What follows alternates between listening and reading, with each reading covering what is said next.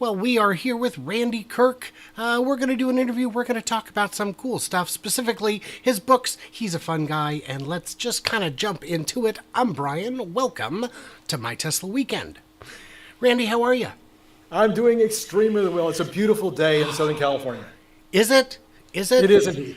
Because it's 57 degrees in my office, but I am not in California.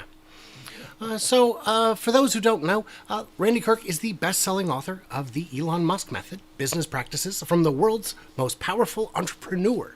He's got a new book with the amazing Lars from Best in Tesla, friend of the show, friend of the channel. The new book is called The Elon Musk Mission, Making the Future Awesome, How Tesla, SpaceX, The Boring Company, and Neuralink are changing the world. What's all that about? Well, you see, it's like this. When I wrote the Elon Musk Method, I thought that was the only Elon Musk book I was ever going to write. So I wrote it from the standpoint, that book was written from the standpoint of a fellow manufacturer and a fellow entrepreneur. And I was actually just on the phone with John Gibbs, and we were talking about, I don't know if there's any other people in the Tesla community who actually have ever owned a factory. I might be the only one. That's entirely possible. So I have a little different take on Elon. I consider myself to be a mini, itty bitty Elon, because I had 100 employees. He had 100,000. You know, it's close. Same. 100 is nothing to sneeze at, though. Now, the Elon Musk Method, that's not the world's least effective form of birth control, is it? No, you're right. It's not. Yes. In fact, what we try to do in that book is we reach out to entrepreneurs. I've written a bunch of books on small business. My number one book was When Friday Isn't Payday, and every entrepreneur will understand that title. So that book was a big book, but I've written a whole bunch of books for entrepreneurs and small business owners. And so this book, the Elon Musk Method, was designed to show small business owners what Elon does that they can incorporate into their own life. Awesome. So what kind of a leader is he? How does he set up a mission statement, et cetera, et cetera? The kinds of things that could empower a small business owner to become way better at what he does. Now, my perspective, and tell me if I'm wrong here, is that the Elon Musk Method is kind of looking back, what he's done, how he's done it, and how you can do it, where the new book is more looking forward, what's coming next, and the future. Would you say that's fair? Yeah, so I would say there's an overlap. So, of course, Elon Musk is still the greatest entrepreneur ever and the greatest businessman ever. So the Elon Musk Method would still be applying now and in the future. But yes, I would say that then the Elon Musk mission, though, took a look at the companies and the products. Because at the end of the day, I should have never been a manufacturer. That was just a kind of surprise in my life. I have an undergraduate degree in psych and a law degree from UCLA. And so becoming somebody who was manufacturing plastic products was never in my vision of my future. Not a big section on that in law school, I take it.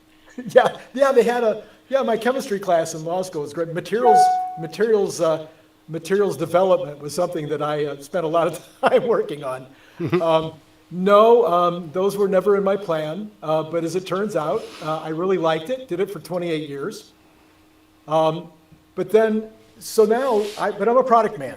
I'm a marketing man, a product man, a salesman. That's if I was going to identify myself, always closing is one of my ways that people identify me. And the other way they identify me is nothing happens until something is sold. And that's my phrase, and I want that to be on my tombstone. Nothing happens until something is sold. So you can have the great building, you can have the great staff, you can have the great accounting system, but if you're not selling anything, not going to matter. I have actually worked for people like that I worked for a lady who was starting a new company and was spending just endless money with no material plan to actually start the business itself. And I was like, yeah, I got to bail. I'm sorry, I'm out. And it went as well as you imagine.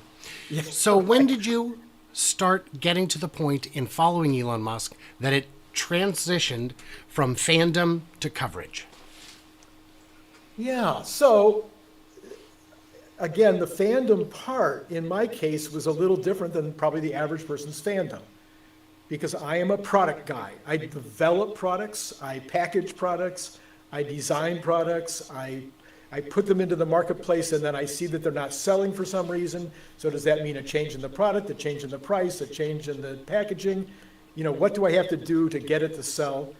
And so, yes, I slowly but surely started saying, okay, I identify with Elon for his skill sets, and I think that's something that's teachable to other people by taking a look at how he does it, to, oh, I would love to be just walking around behind him saying, well, what if we made it black instead of blue?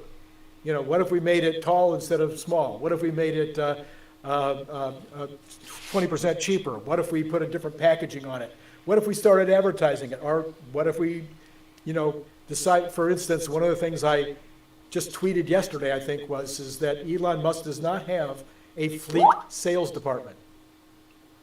What would happen if tomorrow he hired 20 fleet salespeople and turned them loose on all the police departments and all the government agencies and all of the large corporations that use large fleets, and actually went out and tried to sell the Avises and the other rental car companies? So that's the way I think. The way I think is, how can I sell more of what I've got? What do I have to do to make it work?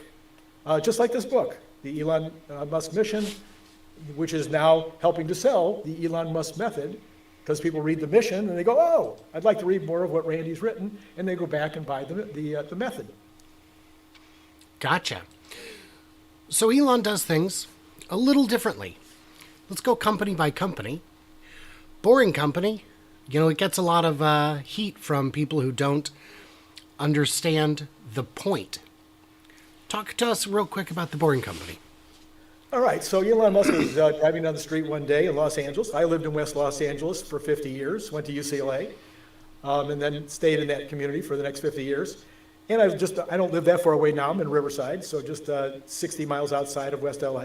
So I know exactly the routes he was taking. My daughter lives a few miles from the Hawthorne SpaceX plant. In fact, my own, I have a rental property now that's not that far from the Hawthorne rental plant. So I know his traffic. I know exactly what he's talking about. I know the 405 freeway really, really well. So he's sitting there going, this is dumb.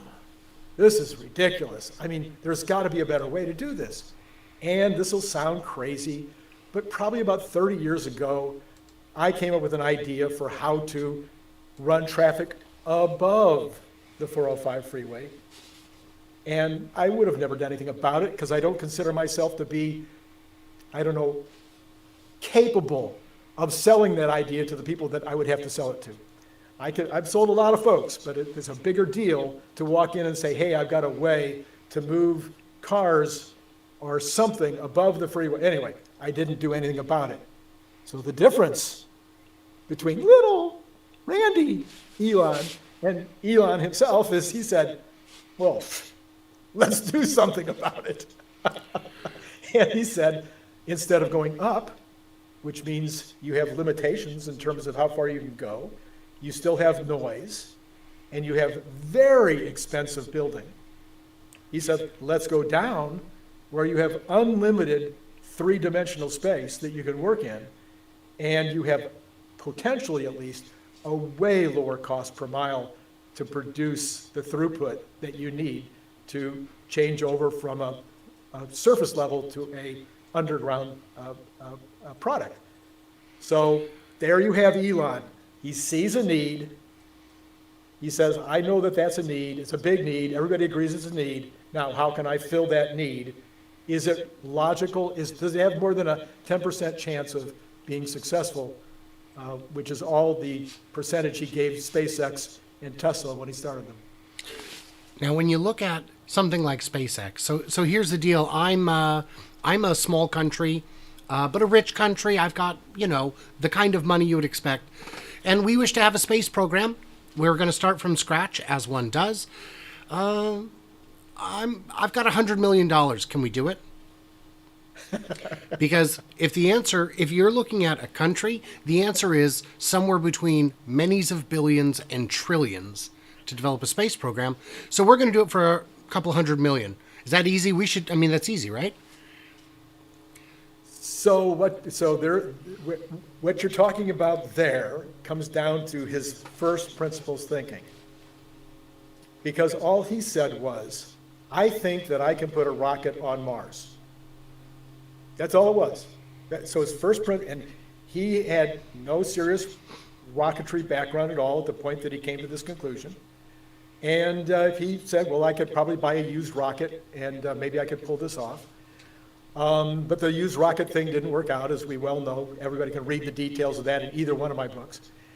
And so he says, I can build it. Because why? Because here's how much total gross atoms I need to make a rocket. Now, those atoms are in the forms of steel or stainless steel and aluminum. But this is the total number of atoms that I need to get a rocket to Mars. And it'll cost me about this much to do that. Now, I don't think he necessarily, included, 3 really bad misses before he got successful orbit as part of the plan, but in fact, he had the persistence, he had the stick-to-itiveness, and he had the talent around him to be able to finally get to orbit with the 4th flight. So he wasn't trying to become the next NASA. He wasn't trying to become even the next Boeing or Northrop. He was just trying to get one rocket into orbit so that he could eventually get one rocket to Mars where they could put a little plant on Mars and see if the plant could survive on Mars. And I would guess that would have gotten some pretty good headlines at the time. I think it still will at some point. And it's important to point out, a lot of people make fun of the billionaires starting space companies. Of the 3 billionaires, only 2 of them were billionaires when they started their space companies. Right, yes. Elon was just a multimillionaire. Right. It's the space company that helped make him a billionaire. Exactly. So Starlink, that is impossible. It can't work. You would have to launch thousands of satellites. You would have to reduce the cost per launch to a level never seen in history. And you'd have to, getting it to make it actually work once it's up there, that's trivial compared to the financial end of what are you going to do? Launch 100 rockets? You can't. First of all, we can agree that SpaceX can't build 100 rockets because they don't need to. What is it that makes the impossible possible? Or rather, I guess in his words, what is it that makes the impossible late? Or late, or at least more than zero chance of success. A greater than zero. Yeah, so once again, I think this comes back to this first principles thinking.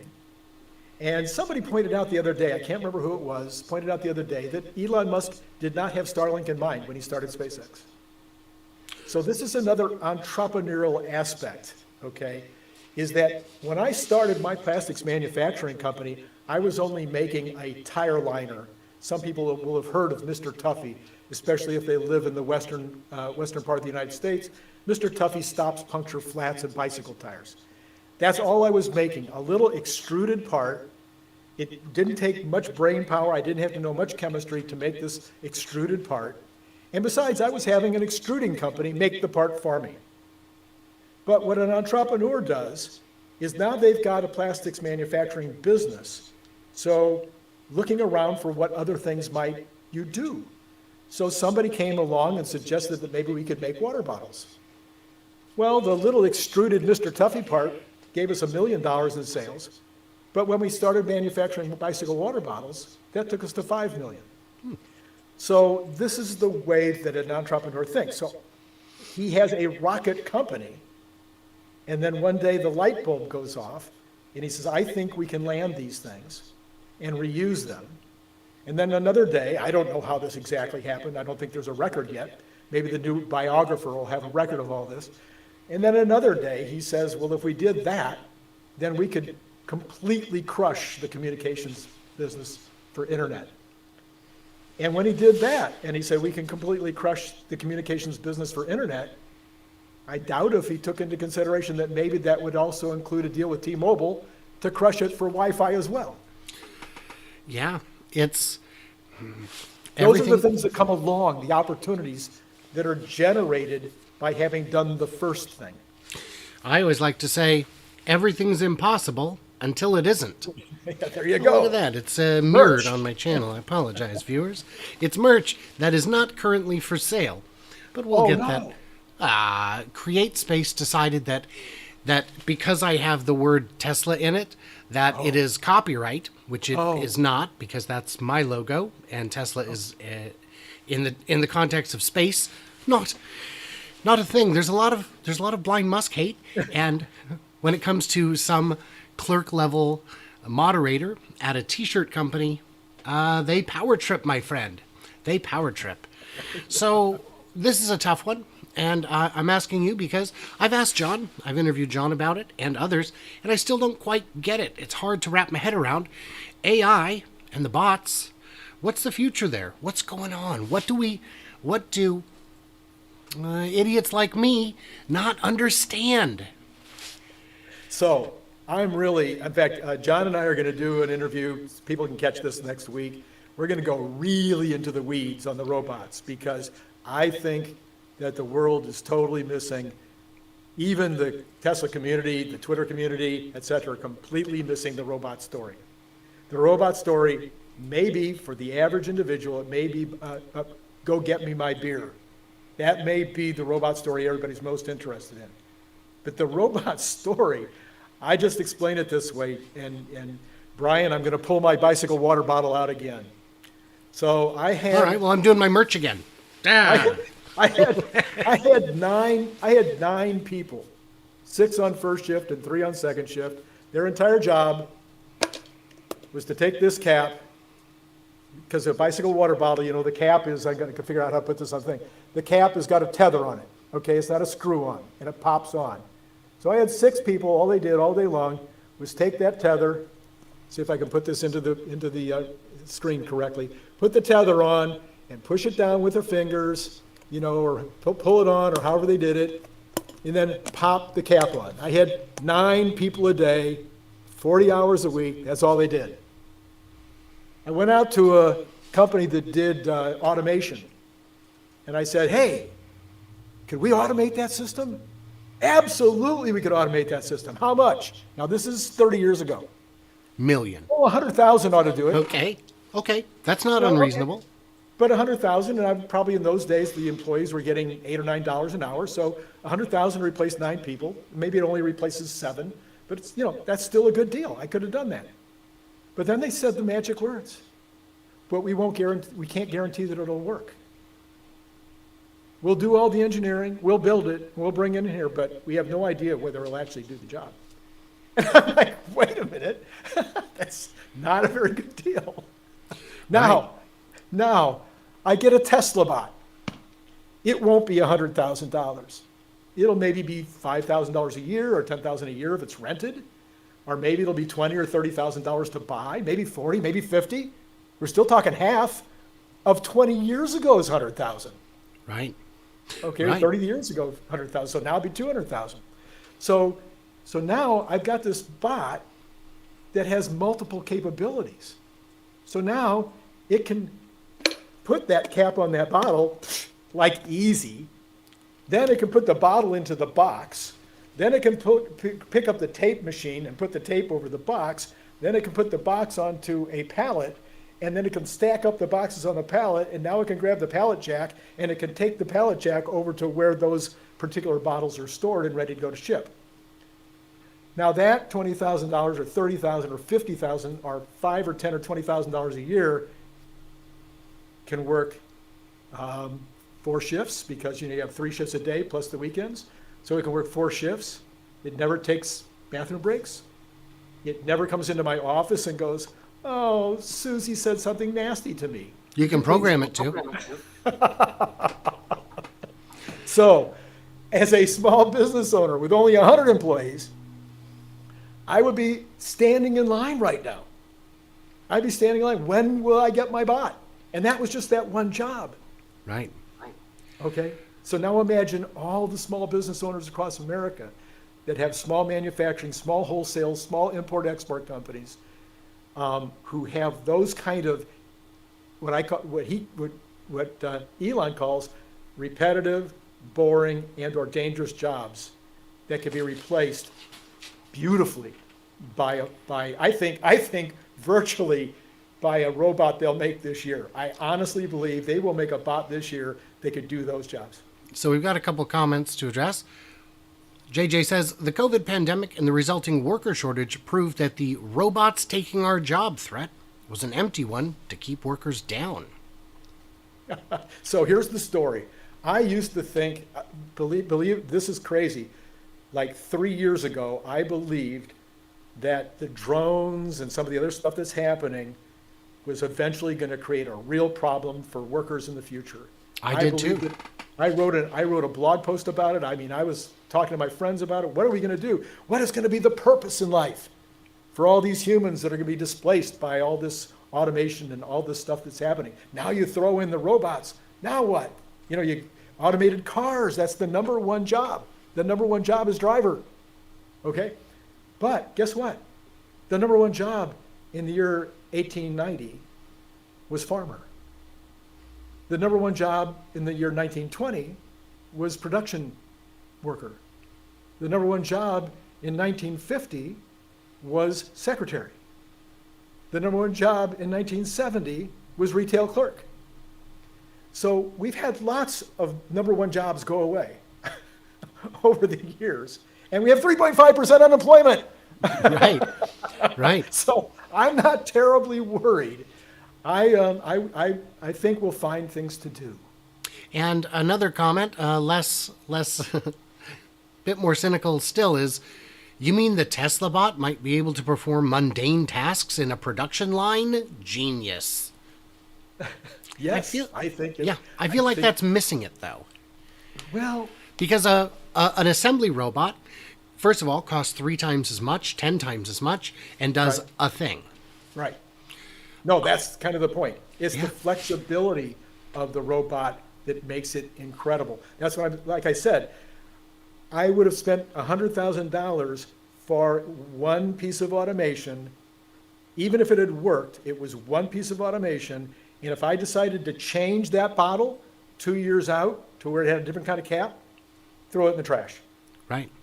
Okay, but if I decided to change that bottle with a robot, with a humanoid robot, and now I'm screwing on the caps instead of popping on the caps, now that robot, you just change it to where he's screwing on the caps. He still puts them in the box. He still puts the tape on the box, et cetera, et cetera. And the AI difference is the ability to perform novel tasks. Yes. Any task that it's never seen before, you just tell it the task, and it will figure it out without having to read a QR code off the door frame. Yeah, everybody's kind of debating that, and I don't know enough about AI to even say what I'm going to say. So you're either going to program it, or it's going to. What do? They hook you up with a bunch of wires, and then it replicates what the wires are doing. I think it will visually watch you, just like an employee would. Yeah. You say, "Oh, you take it, you stretch it, and you put it on." I think the robot will just watch the person next to them doing it and say, well, let me try that. And then maybe, if they're really good AI, maybe they'll say, well, I think I have a way to do it better. So I don't know if you're familiar with this company. Elon has a company that makes cars. It's that called, one. Yeah, it's called Tesla. Oh, so you have heard of it. We're going to talk about that real quick. One of the questions is, are you invested in Tesla? Yes, but I'm old. I'm way older than I look. We won't discuss the actual numbers, but let's just say that I remember the 50s. That'll just give everybody a clue. Anyway,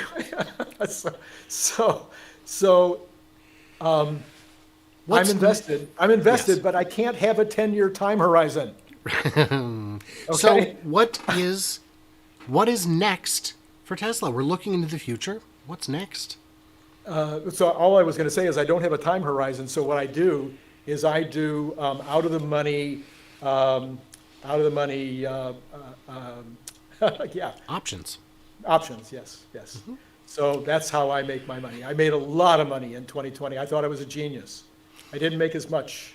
Okay, I lost a little in 21. We'll see what happens in 22 and 23. Sure. Anyway, okay, back to So what's next for Tesla? So what's next for Tesla? Well, here's my what I keep trying to say on Twitter, and I'm trying to get people to pay attention.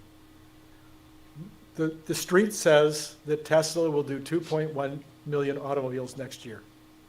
That'd be great. Everybody, who wouldn't want that? Go from 1.4, 1.5, whatever it ends up this year, to 2.1 next year. The world would be thrilled. Get that 50% growth. Everybody think that was lovely.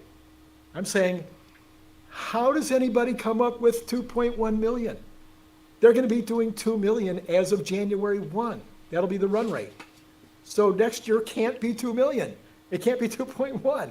That doesn't count the ramp on the Model Ys in Berlin or Austin. It doesn't count increases in Shanghai. It doesn't count moderate increases in Fremont.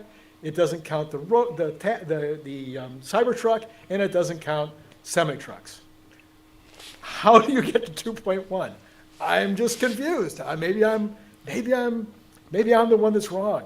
So I've got it at 2.65. Wow. I got an almost doubling next year. Wow. So, well, with Berlin and Texas ramping alone, it's going to be a huge, like you said, we're already at 2.1, and Berlin and Texas are just getting started. I know. So And then you add in 25,000 semi-trucks and 25,000 Cybertrucks next year, I think, which are minimum numbers. If we're going to get to 50,000 semi-trucks in 24, you've got to probably do 25,000 in 23. So anyway, I get to 2.65. That's my number. I'm sticking to it. Number two, that's barely finally being talked about. It's in my book. So you know it was written months ago. Nobody was talking about energy storage. If the energy storage business was a standalone business right now, if it was a totally separate business with the ramp that they're going to go through next year, the energy storage business alone would be worth at least $100 billion. Okay? They are going to do at least 30 and probably 40 gigawatts. They're already doing about 4. The new plant in Northern California is going to do 40 eventually, and I don't think the ramp will take that long. We're not talking something as complicated as a car, and they're already putting them out, so I think the ramp will be fairly rapid.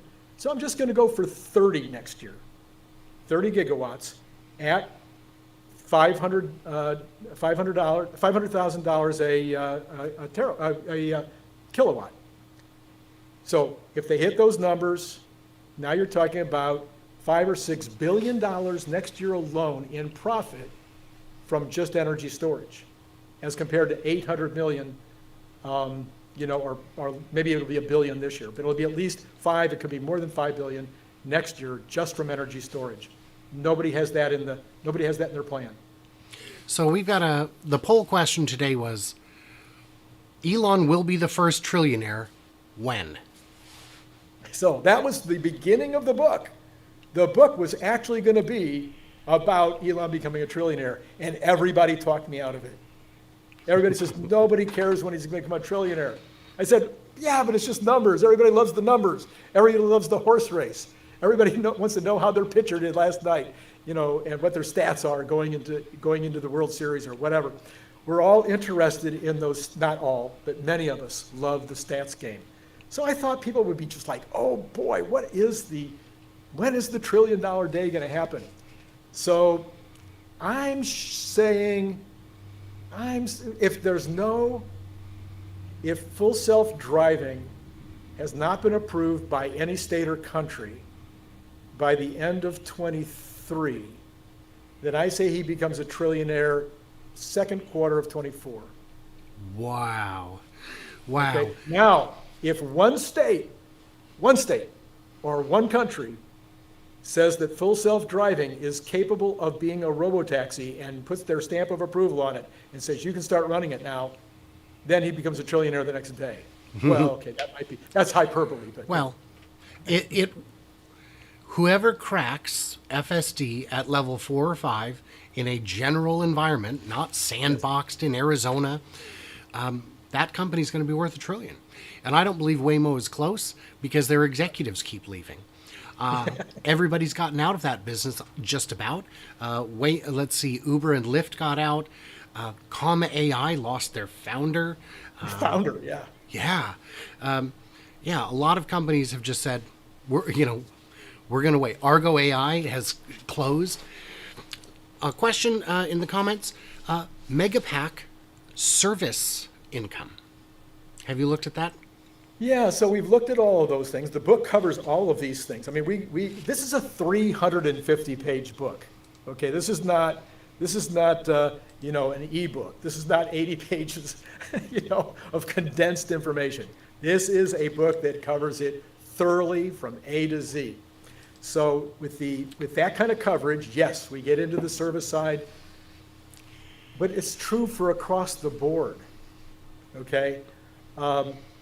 The service business, the software business, whether that's the screen in your car as a service, whether that's Dojo as a service, whether that's virtual power plants as a service, whether that is actual power plants, which they've started one in Texas, as a service, all of these different services that they're going to be providing are the old Apple App Store.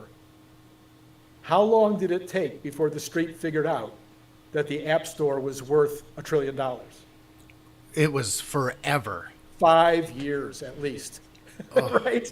And I would sit there, I'm an Apple owner at that time, and I'm going, how come they're not seeing that this App Store is going to change everything? And the stock stuck there at 900 billion, pushing against $1 trillion for years and years. And I just couldn't figure it out. And then all of a sudden one day, I don't know, it was probably when the App Store, I have to look this up so I have the stats right, but it's probably when the App Store was, making 30% of the profits or something like that. And all of a sudden the street goes, oh. Right. And there's been a lot of, Amazon, it's just it's a bookstore online. Right. That's all it is. Is it? Because it's a lot of things and many of them are invisible. It's an airline. It's a ship company. Right. And not just shipping. Yes. And they can sometimes get things here in 2 days. They've gotten better. Yeah. Are you a Tesla owner? We are. When I say we are, it's my wife's car. Mm-hmm.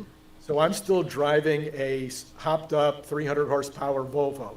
And it works perfectly well and it's really fast. Mm-hmm. And I happen to like fast cars. And so I just haven't, and I only drive like, I don't know, a few hundred miles a month. Mm-hmm. So, but my wife, she's a professor and she has to go off to university every day. So she has the Tesla and she's just started playing with FSD.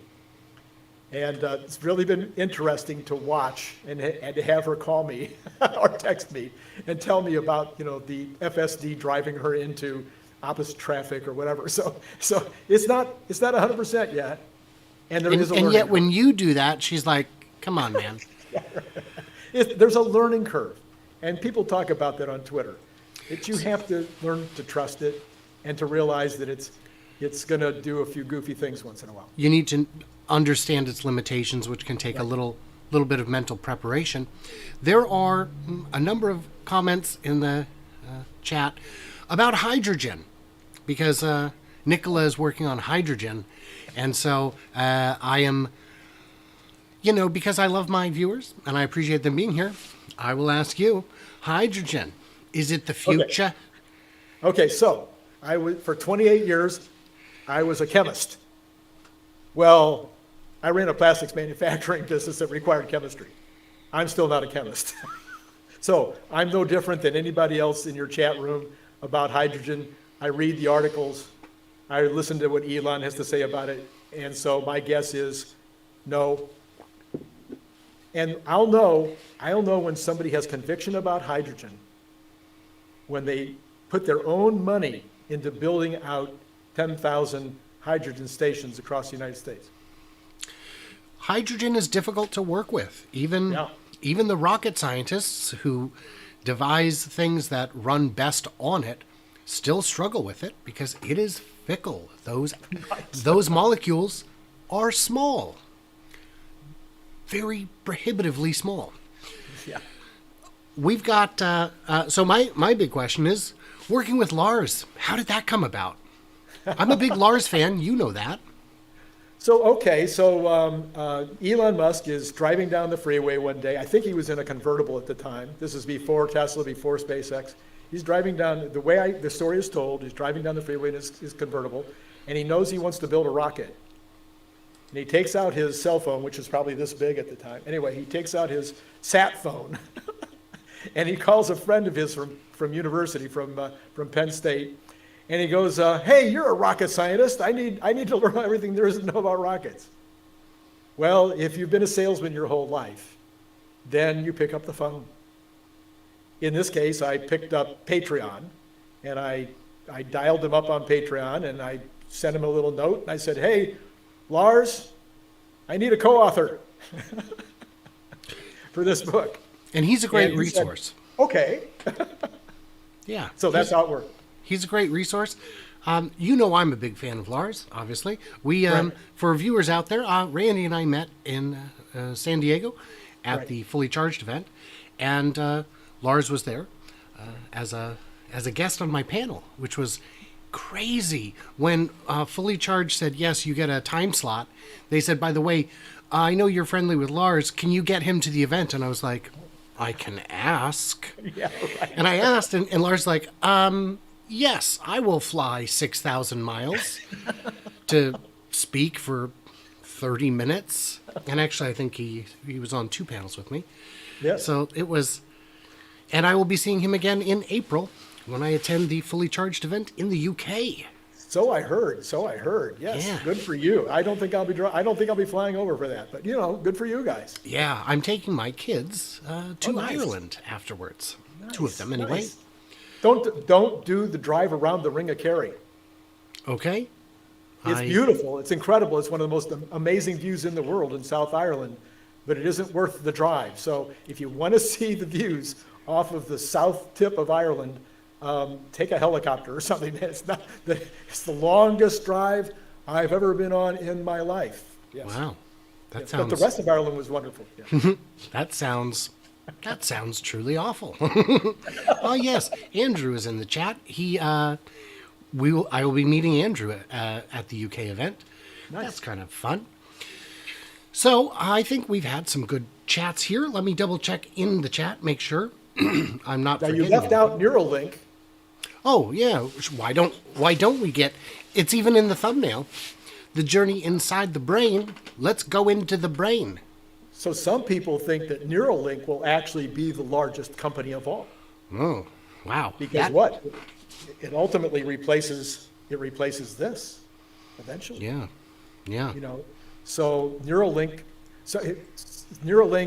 is one of my favorite companies out of the Elon Musk group, because the very first thing it's supposed to do is cure people of neurological diseases and take care of accidental situations that have impaired the brain, meaning paraplegics and quadriplegics and other people with vision and hearing and whatever problems, even people that have emotional problems that are associated with neurology, could be cured for what Elon says would be the amount of discomfort and the amount of time that it takes to do LASIKs at about the same cost as LASIKs.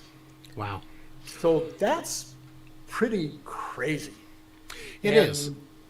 Then there's the next level, which is where you hook up your brain to to the internet, to Starlink. Yeah, and I think Neuralink is a moonshot for medical applications like correcting paraplegia, for bridging the spinal severance, so to speak. Right. It would be game changing. But getting past that into the brave new world, I will I will leave that to the futurologists and not speculate on that myself. And besides, it's not a publicly traded company, so Yeah. And for that matter, one of the comments we had earlier from Who Is This, I believe, pointed out that Elon's biggest obstacle to becoming a trillionaire at this point is how much Tesla he has to sell to pour into that bottomless pit called Twitter. Well, since I'm an opinionated guy, you can imagine I have a lot of opinions about Twitter. I do as well, and I'm keeping them to myself because Oh, this is an easy one though.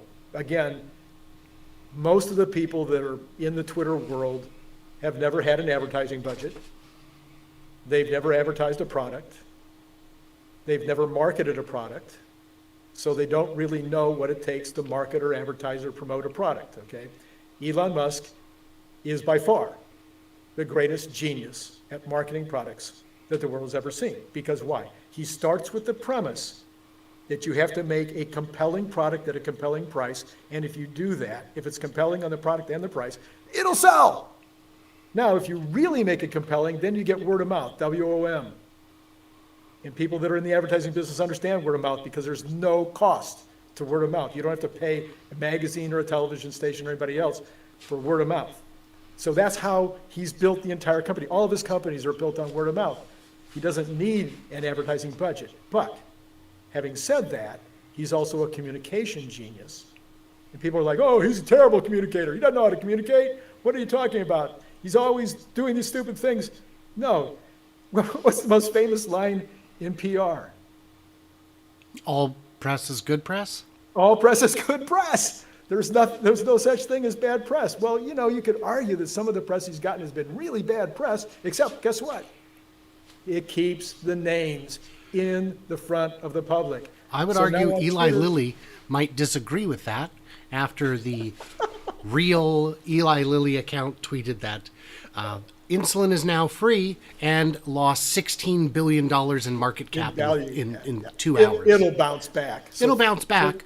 So sorry for before the people who sold it. Yeah, my son said, "Oh, I'm sure they got a phone call over that," and I said, "No, their lawyers got a phone call over that." So the only point I would make is that Twitter is the advertising department of Tesla. Yeah. The fan base on Twitter is the advertising department of Tesla. Elon Musk, with 110, whatever it is now, 115 followers on Twitter, is the advertising department of Tesla. He could not afford to let Twitter go down the tubes or become someplace where it was no longer a good resource for him. That is where the advertising gets done. Plus, that is where he gets the input. Another one of his sayings is, you want that constructive negative input coming in. You don't want to ever forget that there's people out there that have problems with your products or with your messaging or with your whatever it is. You need to hear that because you want to constantly be improving. So Twitter is all of that and more for Tesla. EX German said Twitter is also the training data set for Optimus. Yeah, in a way. Yeah, I don't think you need to buy it in order to get that data. Do that. But, and Elon is sweating a bit because advertisers are heading for the exits, and a lot of Tesla fans are very upset about that. But it's business. It's all just business. Guess what? There's a bajillion advertisers out there. Sure. There's so many. Once the platform is sorted out, they'll be back. They go wherever the eyeballs are. Yes, of course they do. And it's fine. I advertise on Twitter, and I can tell you I get a very good return on my investment on Twitter. If General Motors, even though they're a competitor to Elon, found that they got a better return on their advertising dollar on Twitter than they did on NBC, they would be spending their money on Twitter. 100%. That's why Amazon is looking to use SpaceX to launch their satellites rather than waiting for Blue Origin. And that's why SpaceX is saying, yes, we will launch them. Right. because it is business. Business. Yes. And you said you have unknown business in the past. That's good. That's helpful. I appreciate that. The joke being that you are an expert. I've actually done the work. Right. I've actually slept on the production line. Well, okay. I never slept on the production line, but I did go back and work capping bottles with my employees when there was a rush or some other reason Yeah. why I was back there capping bottles with them. So, Sure. So I understand the importance of that kind of showing the leadership out on the factory floor. And it's not always that you need to sleep on the floor. I'm sure you've lost enough sleep at home on times when products were ramping or difficult or when there were shifts in the business. We would need another hour. Right. Okay. Well, I do want to thank Randy for taking the time. I'm going to pop back over and put on your new book. Here is The Elon Musk Mission, Making the Future Awesome, How Tesla, SpaceX, The Boring Company, and Neuralink Are Changing the World, with co-author Lars from Best in Tesla. Be nice. Thank you so much for your time, Randy. Thank you for having me on. And thanks to everybody in the chat for all the great comments. And stay tuned, stay juicy, and I can't wait to hear from you clever robots, next time.